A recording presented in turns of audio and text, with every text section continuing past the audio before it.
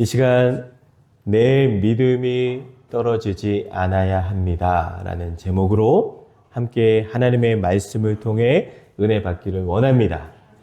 이 자리에 참석한 우리 사랑하는 주님께 모든 권속들에게 하나님의 놀라운 은혜와 능력과 믿음이 넘치기를 간절히 축복합니다. 아버지, 우리 고백합니다. 잘 되고 있습니다.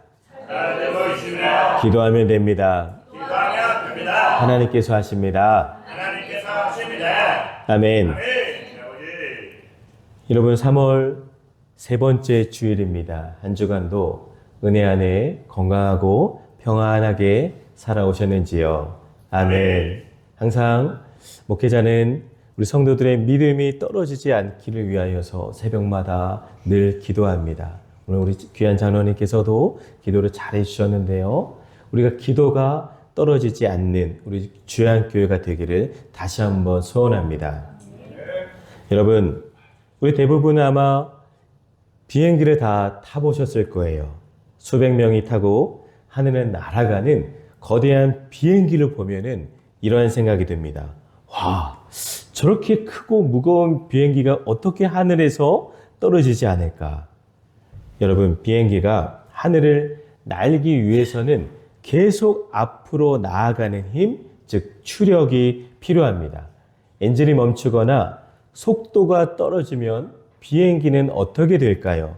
비행기는 하늘에 더 이상 뜰 수도 없고 결국 아래로 떨어지게 됩니다. 비행기는 가만히 있어도 자연스럽게 하늘에 떠 있는 것이 아닙니다. 계속해서 힘을 공급받아야만 떨어지지를 않는 거예요. 사실 이것은 우리의 믿음도 마찬가지입니다. 아버지, 우리의 믿음도 가만히 두면 자동적으로 유지되는 것이 결코 아닙니다. 아버지, 신앙은 한번 결심했다고 평생 그대로 유지되는 것이 아니에요. 기도가 멈추고 말씀에서 멀어지고 하나님을 바라보지 않으면 우리의 믿음은 조금씩 힘을 잃고 비행기가 추락하는 것처럼 아래로 떨어지기 시작합니다. 그러니까 빌립보서 2장 12절에 두렵고 떨림으로 너희 구원을 이루라 라고 말씀을 하고 계세요. 우리는 신앙생활을 하면서 종종 이런 말을 합니다. 목사님, 요즘 참 믿음이 많이 떨어졌습니다. 죄송합니다. 목사님, 예전에 뜨겁게 저도 기도했는데 지금은 기도 시간이 점점 줄고 있어요. 환경이 너무 힘들어서 믿음 생활 자꾸만 흔들립니다. 이런 말을 해요. 그런데 여러분, 믿음은 우리 눈에 보이지를 않지만 우리 인생 전체를 지탱하는 기둥과도 같습니다. 아버지, 건물이 무너질 때를 보면은 겉벽이 먼저 무너지는 것이 아니에요. 대부분 기초가, 뼈대가 무너질 때 건물도 무너집니다. 우리 신앙도 마찬가지입니다. 사람이 넘어지는 이유가 뭘까요? 여러 가지 것들이 있겠지만 돈이 없어서 넘어질까요? 건강이 나빠서도 넘어질까요? 그런 이유도 되겠지만 사실 근본적인 원인은 우리의 믿음이 떨어질 때 인생이 무너집니다. 오늘 우리가 읽었던 본문에서 예수님은 십자가를 앞두고 베드로에게 아주 중요한 말씀을 하십니다. 예수님은 베드로를 보면서 너가 실패할 거야 라고 말씀하지 않으셨어요. 하지만 한 가지는 분명히 말씀하셨습니다. 어떤 말씀이요? 내가 너를 위하여 내 믿음이 떨어지지 않기를 기도한다 라고 말씀하여 주셨습니다. 우리 사랑하는 주양가족 여러분, 신앙생활에서 가장 중요한 것은 넘어지는 것이 아닙니다. 넘어질 수 있어요. 당연히 넘어집니다. 그런데요, 더 중요한 것은 믿음이 떨어지지 않는 것입니다. 아버지, 할렐루야. 아멘. 믿음이 떨어지면 안 됩니다. 아버지, 우리는 지금 사순절을 보내고 있어요. 오늘 사순절 네 번째 주일입니다. 사순절은 바로 우리의 믿음을 점검하는 시간입니다. 아버지, 오늘 누가복음의 말씀을 통해 우리의 믿음이 왜 떨어지는지 그리고 어떻게 믿음을 지킬 수 있는지 함께 말씀을 통해 은혜를 받기를 원합니다. 먼저는 여러분, 믿음은 시험을 통해서 흔들립니다. 우리 한번 같이 고백합니다. 시작. 믿음은 시험을 통해 흔들립니다. 아멘. 그래요. 우리가 왜 믿음이 자꾸만 떨어지고 실패하고 자꾸만 포기하냐? 가장 중요한 이유는 시험 때문에 그런 거예요. 오늘 말씀의 배경을 보면 누가복음 22장 24절에서 34절은 베드로가 장차 예수님을 부인할 것을 이르는 내용입니다. 예수님은 먼저 이런 말씀을 하십니다. 31절입니다. 31절 보실까요? 시몬아, 시몬아, 보라 사탄이 너희를 밀 까부르듯 하려고 요구하였으나. 아멘. 여기서 말씀을 보면은 밀 까부르다라고 나오죠. 이 말은 아마 요즘 어린 아이들은 이 말을 아마 모를 거예요. 이 말은 채로 흔들어 가지고 알곡과 껍질을 분리하는 것을 말합니다. 강하게 흔들어요. 곡식을 키에 담아 위로 던지며 바람에 흔들리면서 껍질은 날아가고 알곡만 남게 됩니다. 예수님은 또한 베드로를 부르실 때 그냥 베드로야 하지 않으시고 시모나 시모나라고 2번 이름을 부르셨어요. 왜일까요? 그만큼 지금 믿음이 시험받는 중요한 순간이기 때문입니다. 베드로의 믿음이 지금 점검받는 중요한 시간이기에 예수님은 강조해서 불러주셨어요. 성경에서 이름을 2번 부르는 것은 긴급하고 중요한 메시지를 전할 때 나타납니다. 아브라함이 이삭을 제물로 바쳤을 때 칼을 들어 이삭을 찌르려고 할 때 하나님이 아브라함아, 아브라함아 2번 아주 긴급하게 부르셨어요. 이처럼 예수님은 베드로에게 앞으로 닥칠 영적 위기를 강조하기 위한 부르심이며 또한 책망보다는 사랑과 안타까운 마음으로 이름을 불러주셨어요. 예수님은 지금 베드로의 심령에게 각성을 주시고자 함이고 그를 통해 또한 모든 제자들에게 사탄의 시험에 대해 경고를 하기 위함입니다.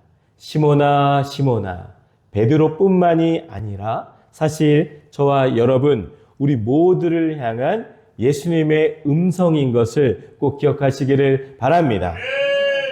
예수님은 베드로에게 베드로 자신과 나머지 제자들에 대한 사탄의 속임수와 간사함을 예고해 주십니다. 말씀 보면 사탄이 요구하였어요. 어떻게요? 밀 까부르듯 이제 내가 너를 시험하겠다라고 예수님께 요구했습니다.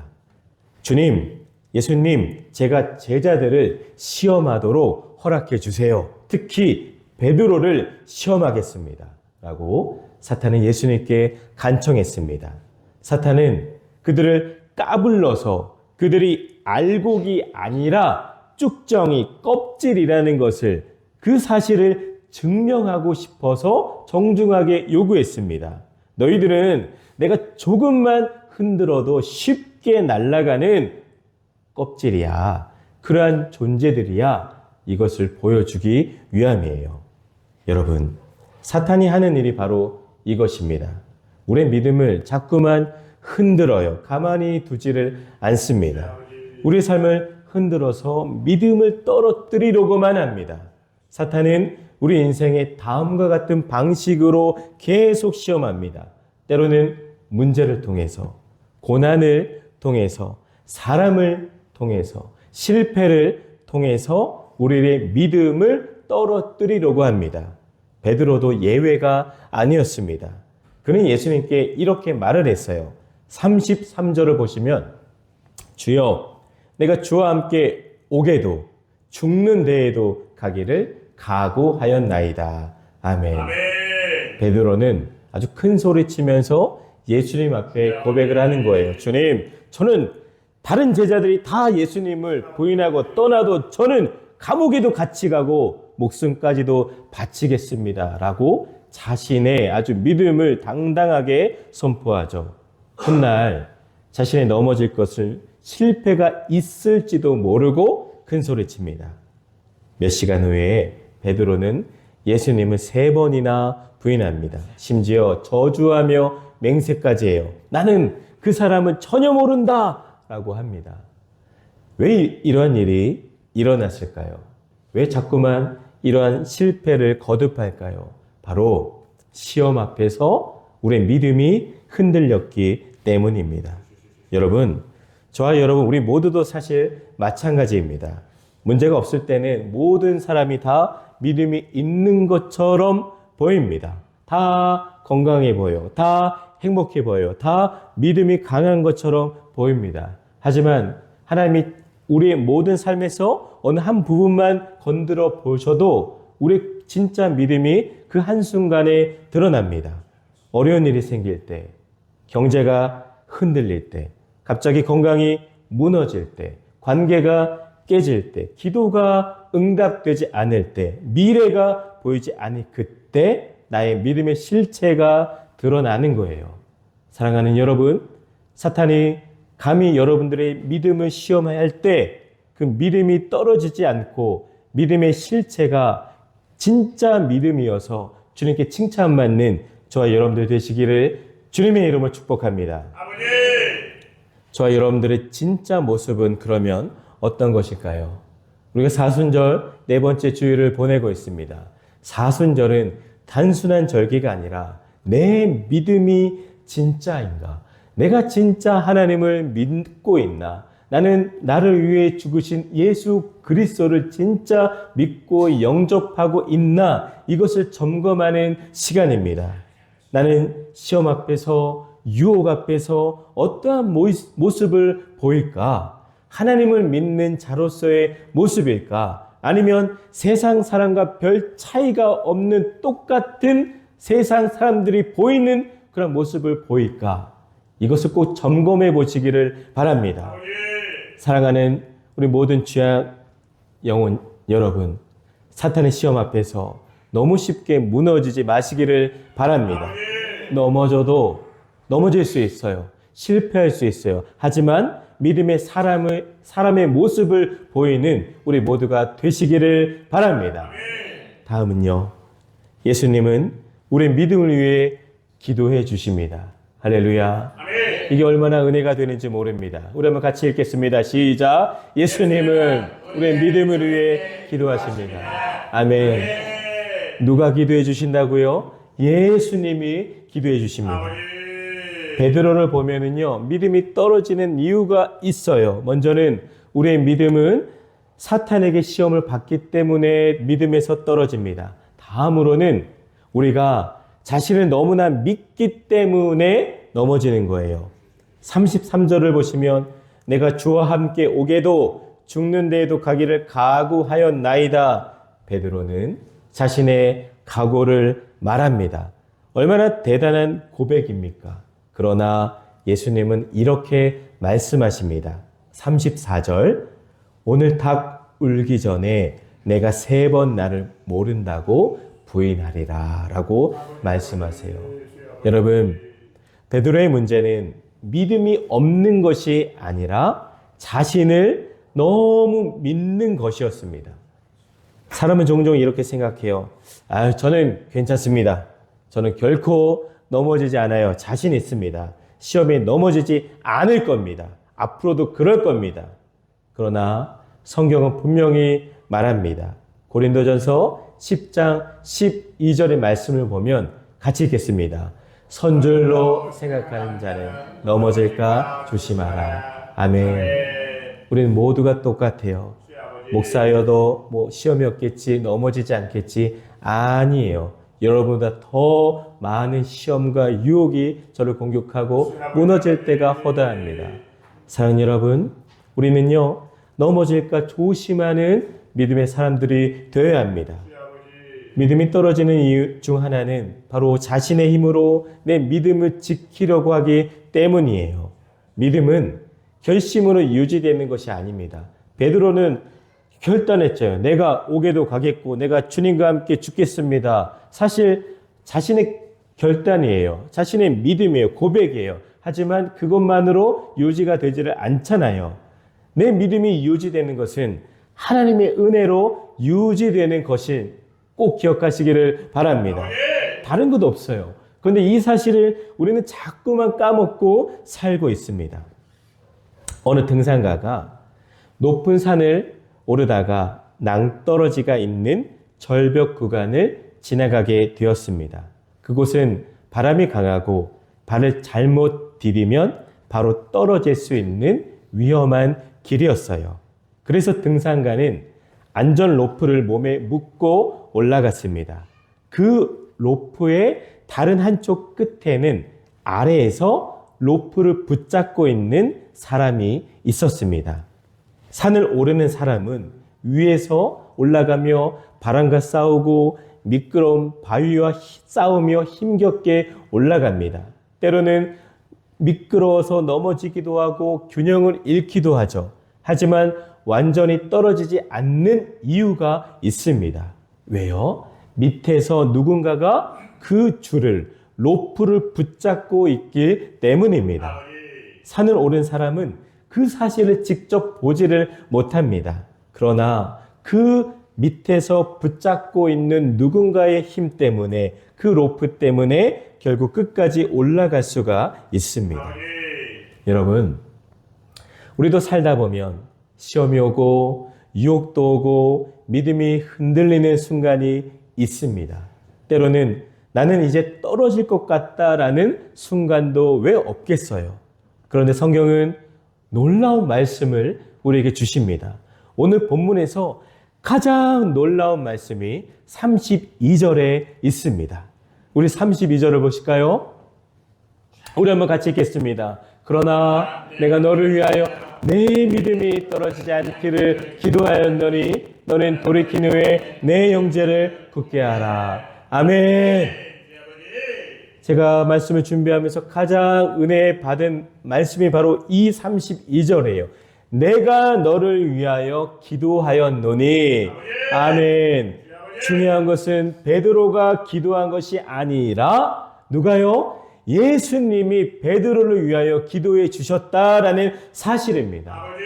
예수님은 베드로만이 아니라 우리 모두를 위해 지금도 기도해 주고 계심을 꼭 믿으시기를 바랍니다.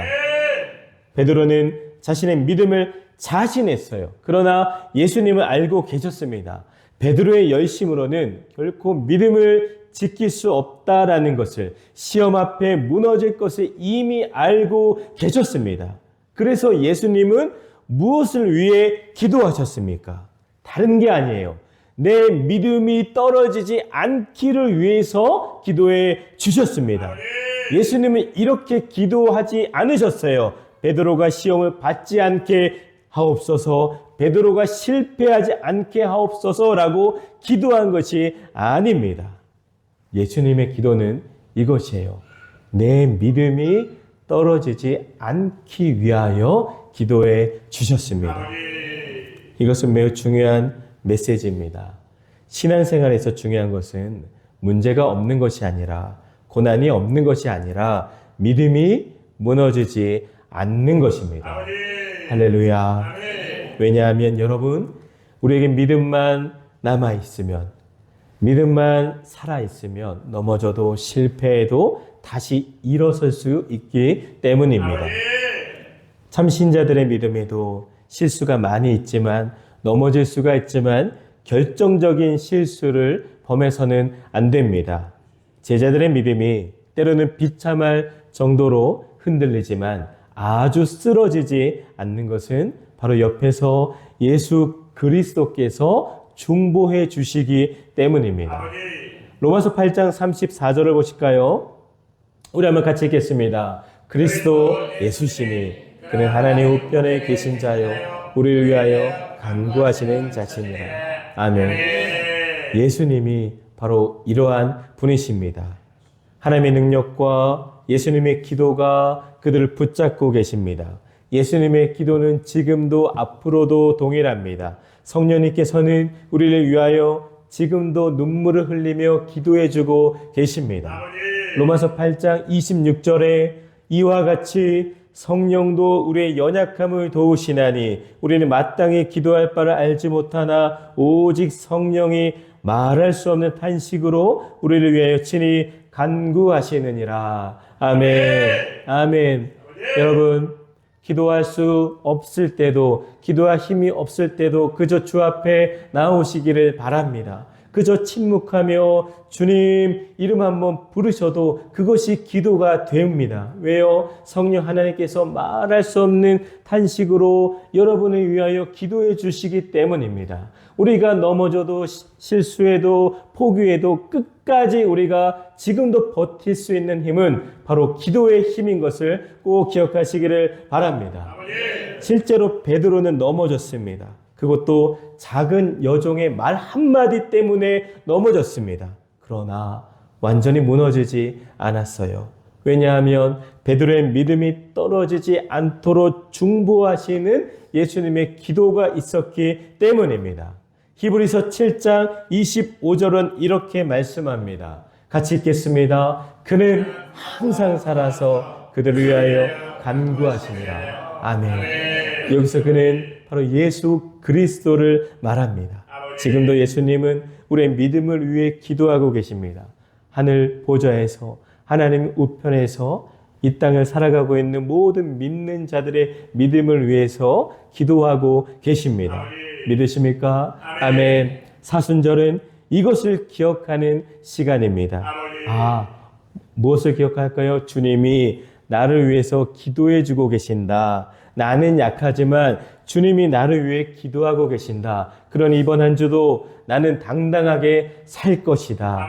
이 믿음으로 여러분 걸어가시기를 바랍니다. 이 사실을 기억하며 믿음에서 조금이라도 떨어지지 않는 한 주간이 되시기를 주님의 이름으로 축원을 드립니다. 마지막으로 믿음이 지켜질 때 우리 사명이 회복됩니다.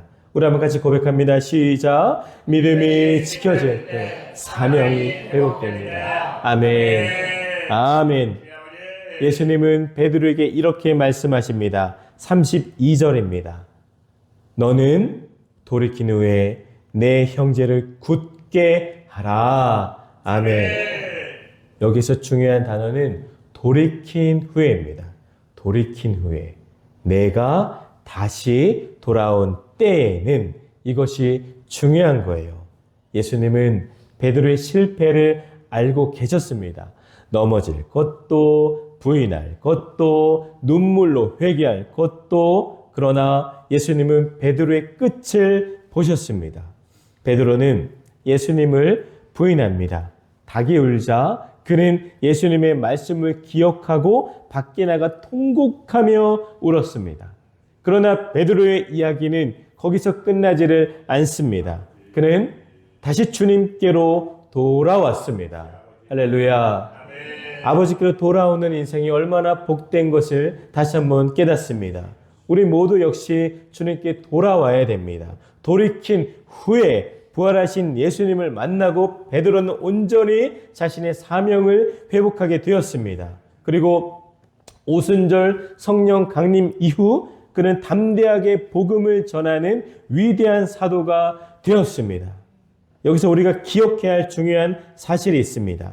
하나님은 실패한 사람을 결코 버리지 않으신다라는 사실입니다. 이 사실 얼마나 은혜가 됩니까? 만약 주께서 그렇게 하셨다면 우리 모두는 이 자리에 남아있을 사람이 한 명도 없을 겁니다. 너나 배신했지, 너나 부인했지, 너 예수 믿는 거 포기했지, 너 믿음대로 살지 않았지 하며 주께서 우리 모두를 버리셨다면 아무도 이 자리에 설 수가 없을 겁니다. 하지만 하나님은 돌이킨 후에 돌이켜 회개한 사람을 다시 사용하십니다. 이 돌이킨 후에 여기에는 놀라운 은혜가 있습니다. 베드로의 실패는 베드로의 믿음이 조금이라도 떨어진 것은 끝이 아니었습니다. 언제나 예수님은요, 과거의 내 모습을, 지금의 내 모습을 보고 판단하지 않으십니다. 앞으로의 훗날의 미래에 새롭게 회복되어 완성될 내 모습을 바라보고 계십니다. 그래서 넘어진 후에, 실패한 후에, 믿음이 떨어진 후에도 다시 돌이키는, 다시 돌아오는 결단이 중요합니다. 힘들면 교회로 와서 기도하고 하나님께로 계속 나아오는 삶이 우리에게 있어야 할 줄 믿습니다. 여러분, 믿음이 떨어지면 안 됩니다. 오늘 말씀은 베드로의 회복의 과정이었습니다. 그리고 예수님은 그에게 할 일을, 사명을 주십니다. 말씀 보면은 너는 돌이킨 후에 내 형제를 굳게 하라. 내 형제를 굳게 할 것을 부탁하셨습니다. 굳게 하라, 이 말은 믿음을 강하게 세워주라라는 뜻입니다.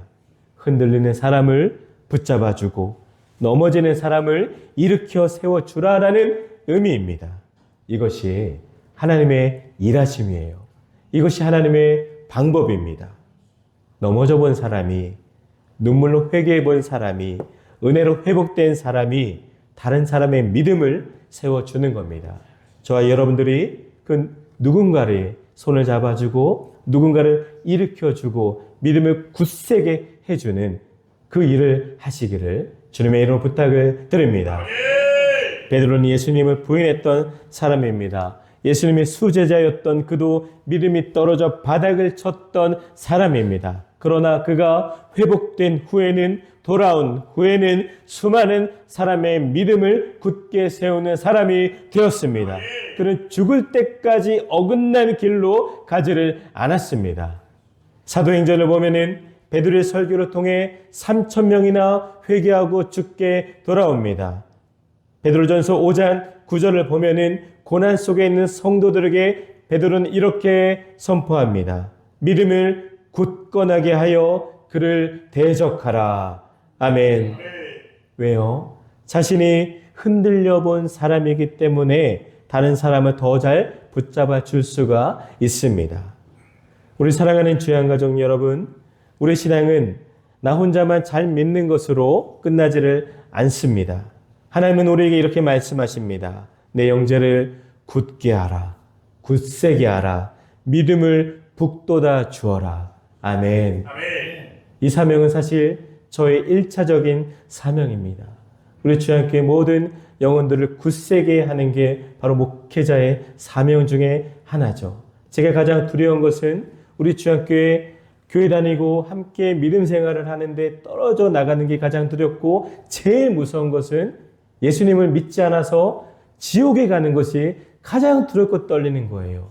주양교회 한 영혼이라도, 주양교회 한 번이라도 왔다 간 사람들은 모두가 다 천국에 가기 위해서 저는 계속해서 기도할 겁니다. 사랑하는 여러분, 낙심한 사람을 격려해주고 흔들린 사람을 붙잡아주고 믿음이 약해진 사람을 위해서 기도해 주는 것이 바로 이것이 형제를 굳세게 하는 일입니다. 이게 바로 우리 주양교회의 바른 모습이 아닐까요? 교회된 저와 여러분들의 해야 할 일이 아닐까요? 우리 모두는 넘어지고 실패하고 무너지는 연약한 인생들이지만 하나님의 크신 자비하심 때문에 다시 돌아온 사람들이십니다. 베드로는 이렇게 나중에 말합니다.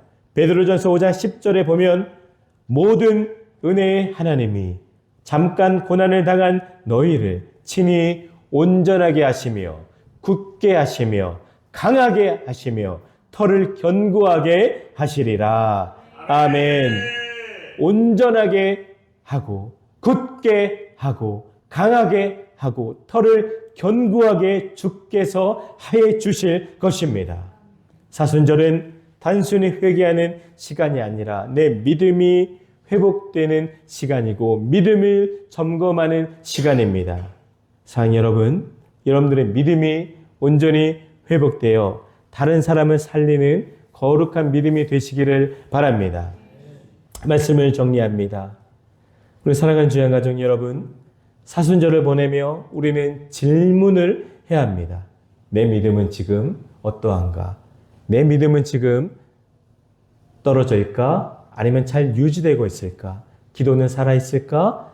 하나님을 향한 사랑과 말씀을 향한 믿음이 있을까? 여러분, 믿음이 떨어지면 기도가 멈춥니다. 믿음이 떨어지면 예배가 가벼워집니다. 믿음이 떨어지면 하나님 대신 세상이 더 커지게 보입니다. 그러나 믿음이 살아있으면 고난 속에서도 하나님을 바라보게 됩니다. 문제 속에서도 소망을 붙잡습니다. 넘어져도 다시 일어납니다. 그러니 오늘 예수님은 우리에게 이렇게 말씀해 주십니다. 내가 너를 위하여 기도한다. 내 믿음이 떨어지지 않기를 위해서 기도한다. 이 말씀을 붙잡고 여러분 당당하게 사시기를 바랍니다. 사순절 동안 우리 모두 기도를 회복하십시오. 말씀을 다시 붙드십시오. 십자가를 바라보십시오. 그때 우리의 믿음은 다시 활활 살아나게 될 것을 믿습니다. 그리고 우리도 베드로처럼 다시 돌이켜서 누군가를 굳세게 하는 믿음의 사람이 되시기를 주님의 이름으로 간절히 축원을 드립니다. 우리 찬양할까요?